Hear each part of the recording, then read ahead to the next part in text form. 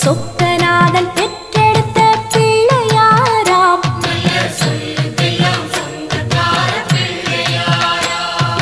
கைலாய மலைய விட்டு தெற்கே வந்தாராம். இந்த பிள்ளையாரு பட்டி கண்டு இருந்து விட்டாராம்.